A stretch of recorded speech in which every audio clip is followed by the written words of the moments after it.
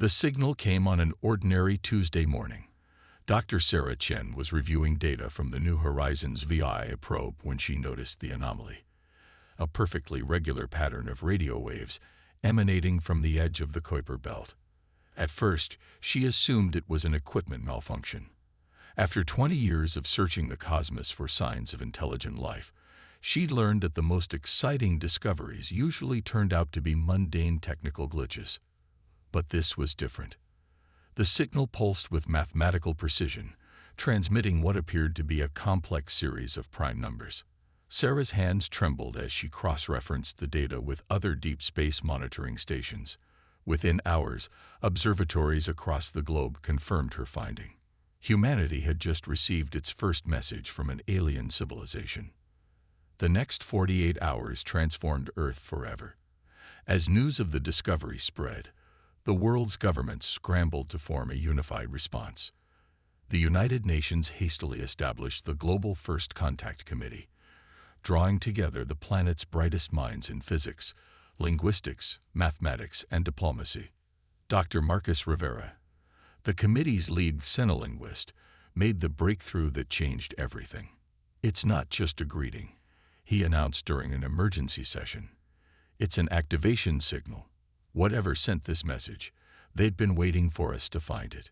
The beacon, as it came to be known, had remained dormant for millennia, programmed to activate only when it detected sufficiently advanced technology nearby. Humanity's latest generation of quantum computers had finally triggered its awakening. 3 days after the initial discovery, the beacon sent its second message. This time, it transmitted detailed specifications for building what appeared to be a quantum communication device. The design was elegant in its simplicity, requiring only slight modifications to existing Earth technology. Captain Lisa Wong of the Chinese Space Force watched the construction of the device aboard the International Space Station. "It's remarkable," she commented to her colleague, Commander James Harrison. "The engineering principles are advanced, but not impossibly so. It's almost like they wanted to make sure we could build it with our current technology." James nodded, but something in his expression betrayed unease. "Maybe a little too convenient, don't you think? In all my years of engineering, I've never seen alien technology that just happens to be perfectly compatible with human systems." His concerns were noted but ultimately dismissed in the rush to establish communication. Within 2 weeks, the device was completed and ready for activation. The world watched through live feeds as Lisa initiated the startup sequence. The response was immediate. A holographic projection materialized in the space station's main chamber, revealing a tall, ethereal being composed of shifting patterns of light. It identified itself as Ambassador Zix of the Galactic Confederation. "Greetings, people of Earth." The being's thoughts resonated directly in the minds of all who observed it. "We have been monitoring your development since you first split the atom. Your species has finally reached the threshold for contact." The ambassador's words were diplomatic, but something in its tone sent a chill down Lisa's spine. She noticed how it referred to humanity's nuclear capabilities rather than their scientific or cultural achievements. Over the next few weeks, the Confederation shared glimpses of their advanced civilization. They spoke of faster-than-light travel, unlimited clean energy, and medical technology that could extend human lifespans by centuries. But with each revelation came subtle conditions and carefully worded restrictions. Dr. Chen, now serving as Earth's chief scientific liaison, began to notice disturbing patterns in the information they were given. They're sharing technology, but only in strictly controlled doses, she confided to her colleague, Dr. Aidan O'Connor. "And have you noticed how they always emphasize the dangers of developing these technologies independently?" Aidan had noticed something else, the way the aliens spoke about other species they'd uplifted into their civilization. The stories always ended the same way: grateful acceptance of Confederation guidance and willing submission to their authority. The truth finally began to emerge during a private meeting between Ambassador Zix and the UN Security Council. The aliens' carefully constructed diplomatic facade cracked for just a moment when China's representative questioned the need for Confederation oversight of Earth's technological development. "You misunderstand." Zix's mental voice carried an edge of condescension. "This is not a negotiation. Your species has reached a critical junction. Left unchecked, you would achieve independent interstellar travel within 50 years. The Confederation cannot allow another incident." The word incident hung in the air like a threat. Later analysis of the transmission revealed a microsecond burst of unfiltered thoughts, images of a devastating war fought eons ago against another species that had chosen independence over submission. As the meeting concluded, Admiral Elena Rodriguez of the United States Space Force sent a classified message to military commands worldwide. The beacon wasn't an invitation. It was a containment protocol. We didn't discover them. They were waiting for us to reach a level of technology that they couldn't ignore. And now they're here to ensure we develop exactly as they want us to. In orbit, Captain Wong stared out at the massive Confederation ships now visible in high Earth orbit. Their sleek designs spoke of technological advancement far beyond human capability, but she couldn't shake the feeling that their presence revealed something else. Fear. "They're afraid of us," she whispered to herself. "Not of what we are, but of what we might become." In laboratories and military installations across the globe, humans began to understand the true nature of their situation. The Confederation hadn't come to welcome humanity into a galactic community. They'd come to prevent humanity from becoming something they couldn't control. They had made a critical mistake. In their arrogance, they assumed that humanity would react like every other species they'd encountered, with gratitude for their guidance and acceptance of their authority.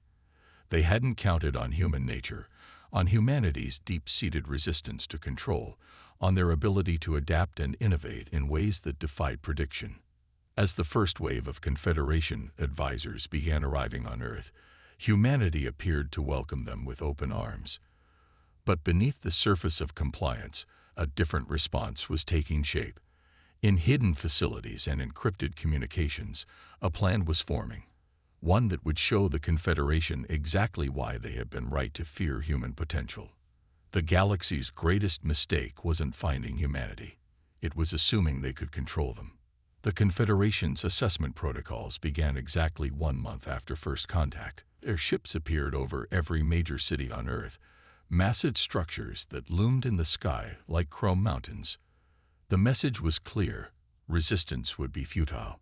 Dr. Sarah Chen stood in the newly constructed Confederation Assessment Center in Geneva, watching as holographic displays showed the first round of tests being conducted worldwide. Next to her, Admiral Rodriguez maintained a carefully neutral expression as their alien observers explained the evaluation process. "Your species will undergo 3 phases of assessment," the Confederation representative, a being who called itself Evaluator Prime, announced. "Technological adaptation, societal cohesion, and psychological compliance. Success in all areas is mandatory for continued development under Confederation guidance."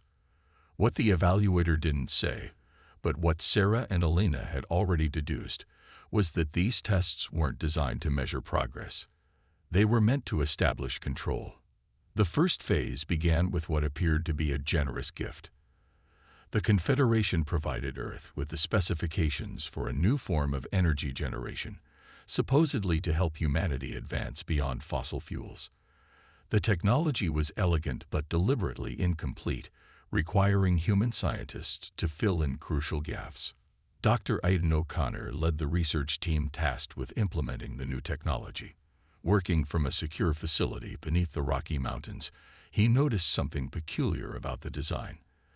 "They'd given us a solution to a problem we were already solving," he told Sarah during a encrypted communication. "Look at the base principles. They're not that different from the fusion reactors we've been developing." Sarah understood the implications immediately.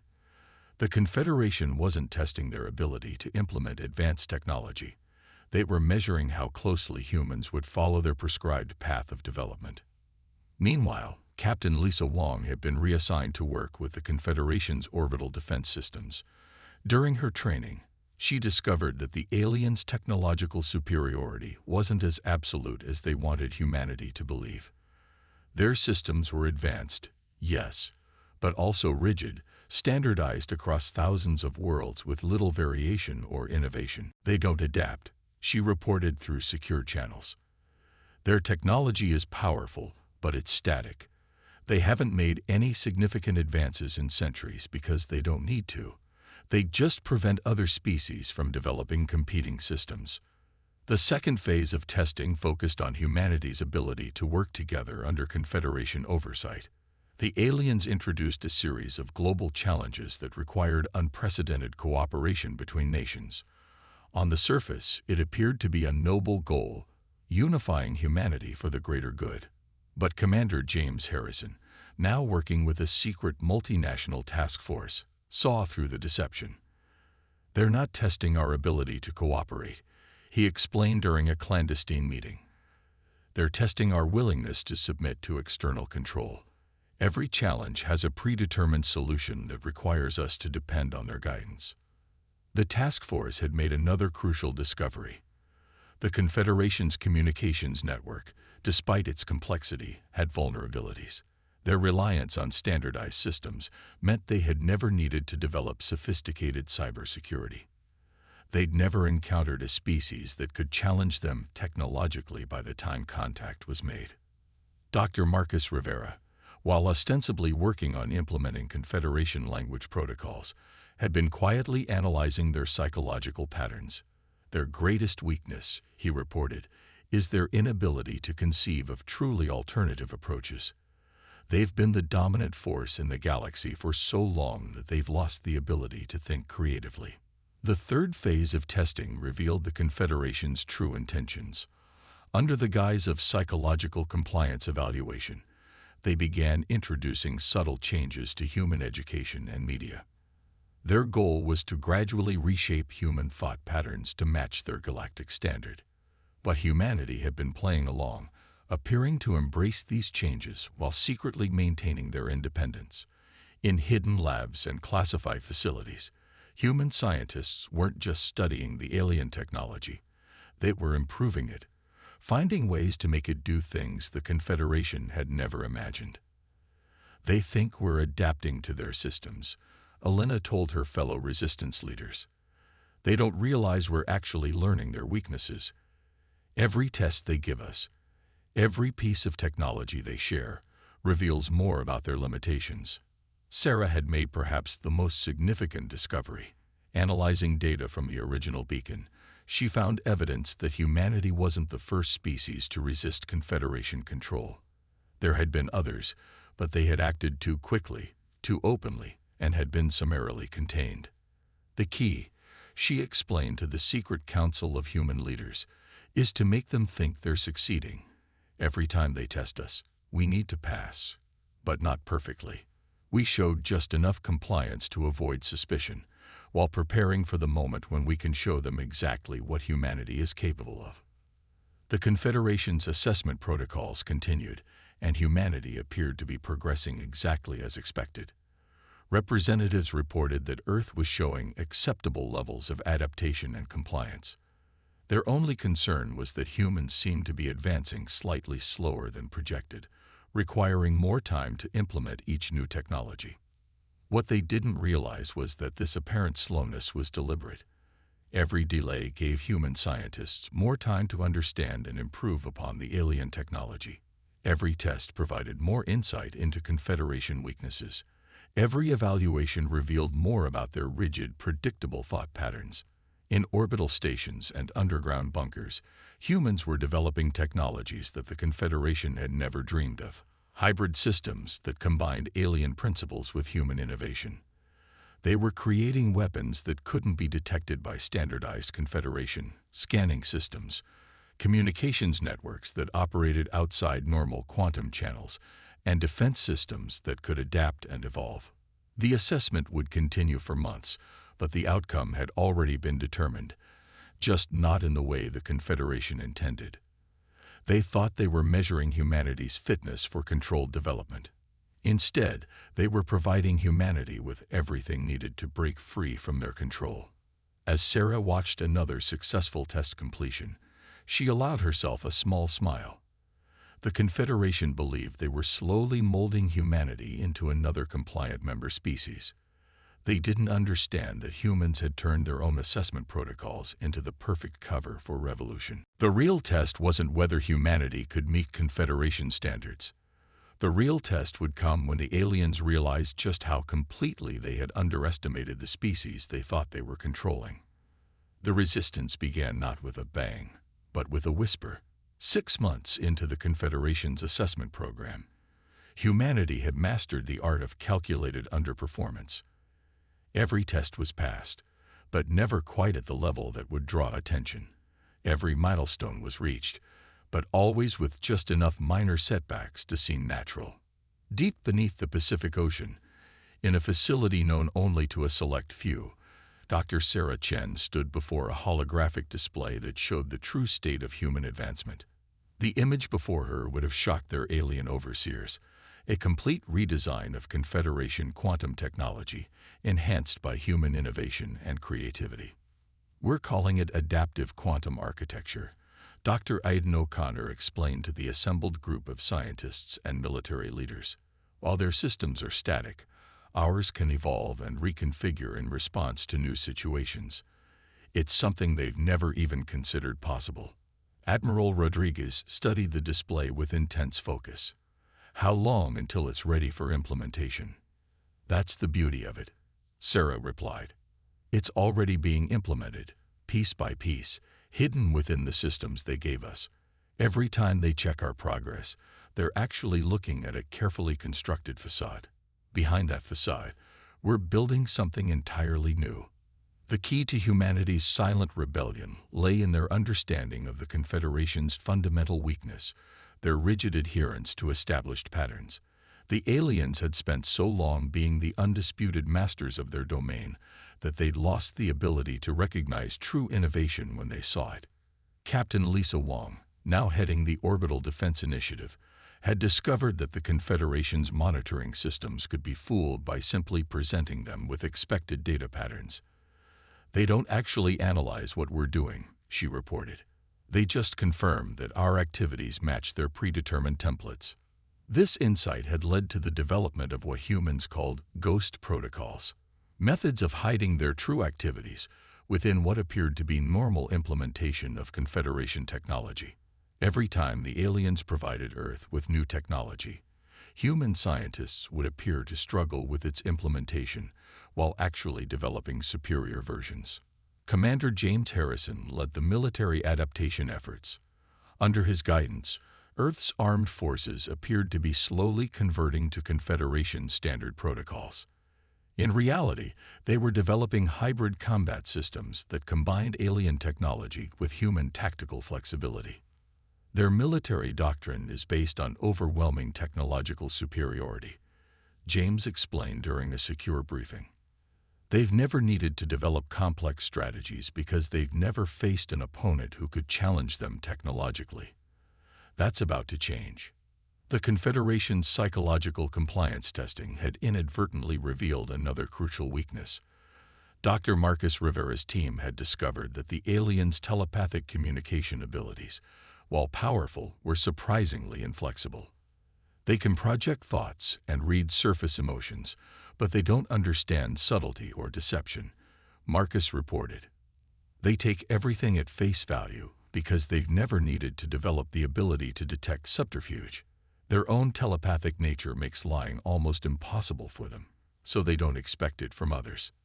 This discovery led to the development of what became known as echo thoughts, surface-level mental patterns that satisfied Confederation scanning while masking humanity's true intentions.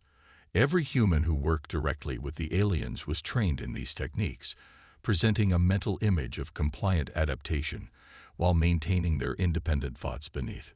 In laboratories across the globe, human scientists worked tirelessly to reverse engineer and improve upon every piece of technology the Confederation shared.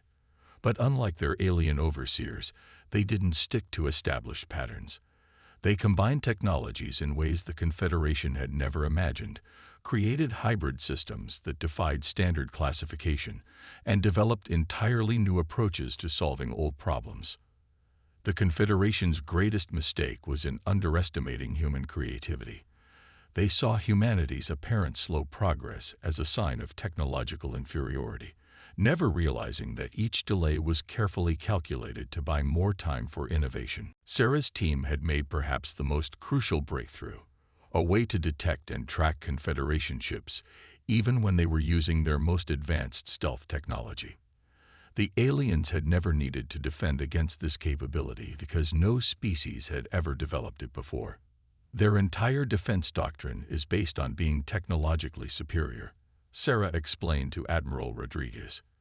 They'd never had to consider what would happen if a supposedly inferior species found a way to match or exceed their capabilities in specific areas. The silent rebellion extended beyond just military and technological advancement. Earth's governments had developed new forms of cooperation that appeared to follow Confederation guidelines, while actually strengthening independent human governance. Industries retooled their production lines, seemingly to accommodate alien technology, while secretly preparing to manufacture humanity's hybrid innovations.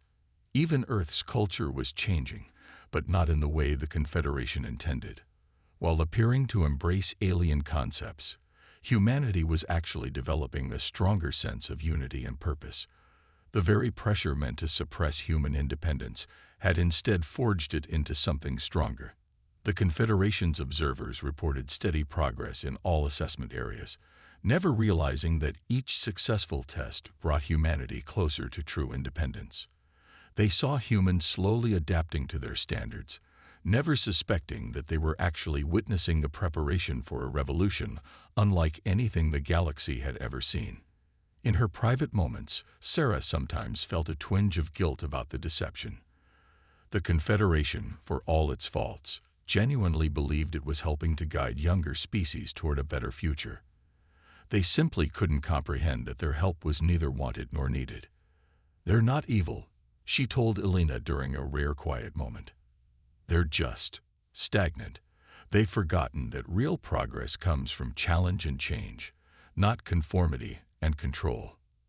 Elena nodded, watching the distant shape of a Confederation ship through the window. "And soon," she replied, "we're going to remind them of that fact in a way they'll never forget." The day of that reminder was approaching faster than anyone outside the Resistance knew. In hidden facilities around the world, humanity's new technologies were reaching completion. In secure bunkers, military forces trained with weapons and tactics that would reshape galactic warfare. In orbital stations, human engineers prepared to turn the Confederation's own systems against them. The silent rebellion was almost ready to become a roar that would echo across the galaxy. The only question was, when the moment came, would the Confederation realize their mistake in time to prevent their own downfall? The first hint that something was wrong came from an aging monitoring station in the Kuiper Belt. The Confederation technician assigned to the station noticed an anomaly, a brief fluctuation in quantum signals that didn't match any known pattern. Following standard protocol, they filed a report and thought nothing more of it. That report made its way through 17 levels of Confederation bureaucracy before reaching Evaluator Prime's attention. The being's crystalline form flickered with concern as it analyzed the data. Something about the pattern seemed almost familiar, yet impossibly different from anything in the Confederation's vast databases. In her underground laboratory, Dr. Sarah Chen received word that the anomaly had been detected.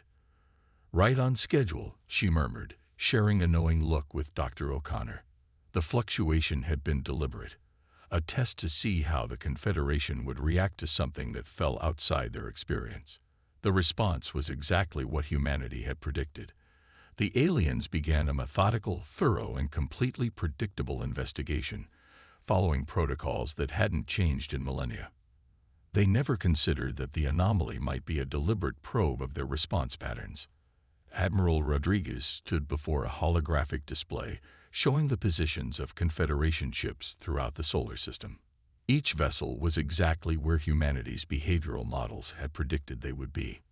The aliens' rigid adherence to protocol had made their reactions completely predictable. "It's almost sad," Elena commented to Captain Wong. "They've been the dominant force in the galaxy for so long that they've forgotten how to adapt. Every response is by the book, a book that hasn't been updated in thousands of years." Lisa nodded, watching as the display showed Confederation vessels adjusting their patrol patterns to investigate the anomaly. "They're still using the same search algorithms they used when they first encountered our beacon. They haven't innovated because they've never needed to." The fatal flaw in the Confederation's dominance was becoming clear. They had achieved such technological superiority that they had stopped evolving. Their society, their technology, even their thought patterns had become static, optimized for maintaining control rather than advancing further. Commander Harrison's tactical analysis team had mapped out every standard Confederation response protocol. "They have contingency plans for every situation they've ever encountered," he explained during a secure briefing. "But they have no mechanism for dealing with truly novel threats. They simply assume their technological superiority makes them invulnerable." This assumption was about to be tested. Throughout the solar system, humanity's hidden innovations were reaching completion. In deep space installations and underground bunkers, technologies that defied Confederation understanding were coming online. Dr. Rivera's psychological analysis had revealed another crucial weakness. "They don't just lack creativity," he reported. "They actively resist it. Their entire civilization is built on the principle that every problem has a known optimal solution. The idea that there might be completely new approaches literally doesn't compute for them." The Confederation's assessment of humanity continued, but their certainty was beginning to show cracks. Small inconsistencies in human development patterns had begun to accumulate. Individual anomalies that seemed insignificant were starting to form a pattern that their rigid analytical systems struggled to classify. Evaluator Prime called an emergency session of the Confederation's Governing Council. "The humans are progressing along expected lines," it reported, "but there are deviations that don't match any known species development pattern." The Council dismissed these concerns. Their civilizational arrogance had become so ingrained that they couldn't conceive of a lesser species genuinely challenging their dominance. Every previous species had either submitted to their guidance or been easily contained. The possibility of a different outcome simply didn't exist in their worldview. This blind spot was exactly what humanity had been counting on. While the Confederation's attention was focused on investigating the quantum anomaly, human engineers were making final adjustments to systems that would reshape the balance of power in the galaxy. Sarah's team had completed work on what they called the quantum mirror, a technology that could not only detect Confederation ships, but actively interfere with their supposedly impenetrable defenses. The aliens had never developed countermeasures because they had never imagined such an attack was possible. In orbital shipyards disguised as standard Confederation construction facilities, humanity's first true space warships were nearing completion. They appeared to be built to Confederation specifications, but contained innovations that would have shocked their alien overseers if they had been capable of recognizing them. The fatal flaw in the Confederation's power wasn't just technological. It was philosophical. They had become so convinced of their own superiority that they had lost the ability to recognize real threats. They saw humanity's apparent compliance as confirmation of their dominance, never suspecting that each seemingly successful test was actually bringing them closer to a confrontation they weren't prepared for.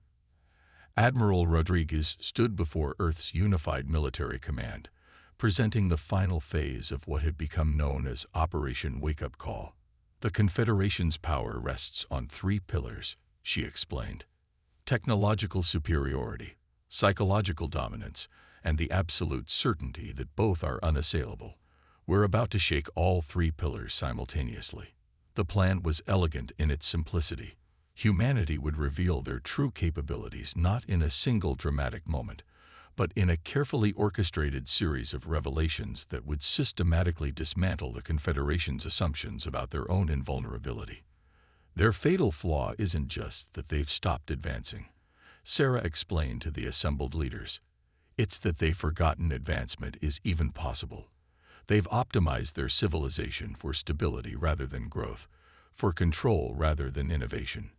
They literally cannot comprehend a challenge to their dominance until it's too late to respond effectively.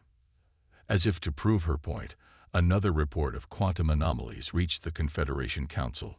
This time, the patterns were stronger, more widespread, but still maddeningly difficult to classify. The aliens' response was telling. They simply increased the intensity of their standard scanning protocols, never considering that their fundamental approach might be flawed. The stage was set for a confrontation that would reshape galactic society. Humanity had spent months appearing to submit to Confederation control, while actually preparing to demonstrate just how completely the aliens had misunderstood the species they thought they were subjugating. In her private quarters, Sarah reviewed the final preparations with a mixture of anticipation and sadness. They could have been partners, she told Elena, if they'd just been willing to accept us as equals instead of subjects. Elena's response was firm. They made their choice long ago. They chose stagnation over growth, control over cooperation. Now they're going to learn the price of that choice. The fatal flaw in the Confederation's power was about to be exposed to the galaxy. The only question remaining was whether they would recognize their mistake in time to adapt, or if their rigid adherence to outdated protocols would lead to their downfall. The day humanity showed its true capabilities began like any other. Confederation ships maintained their standard patrol patterns. Assessment protocols continued their methodical evaluation of Earth's progress. The aliens' monitoring systems reported nothing unusual, right until the moment when everything changed. Dr. Sarah Chen stood in the Global Command Center, watching as humanity's carefully orchestrated plan began to unfold. Initialize quantum mirror arrays, she commanded. Across the solar system, hidden facilities activated technology that the Confederation had never dreamed possible. The effect was immediate and devastating. Every Confederation ship suddenly found their supposedly impenetrable stealth systems had become transparent. Vessels that had been cloaked became visible not just to human sensors, but to every species in the galaxy who had been provided with humanity's quantum detection protocols. Admiral Rodriguez watched as confusion rippled through the Confederation fleet. "Send the message," she ordered. The transmission went out on all frequencies and all languages. To the Galactic Confederation. Humanity respectfully declines your offer of guided development. We choose independence. The Confederation's response was predictable. They immediately initiated their standard containment protocols. Warships moved to predetermined positions, weapons systems powered up, and quantum communications channels prepared to transmit surrender demands. But nothing worked as expected. Their weapons found their targeting systems compromised by human quantum interference.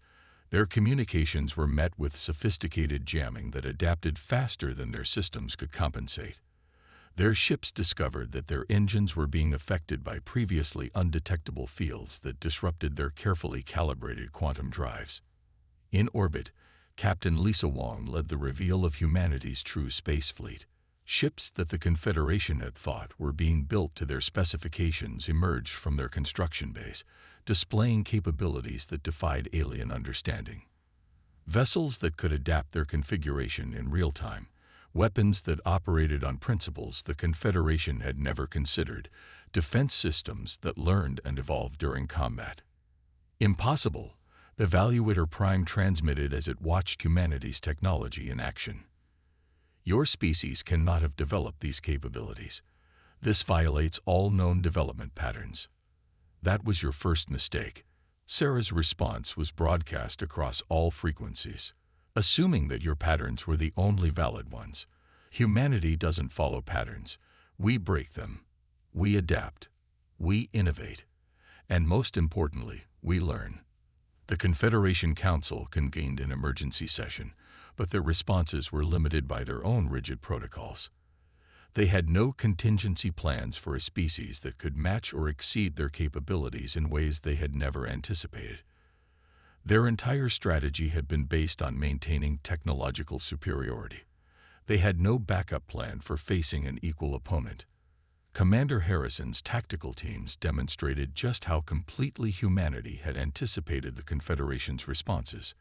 Every standard protocol the aliens attempted was met with a countermeasure specifically designed to neutralize it.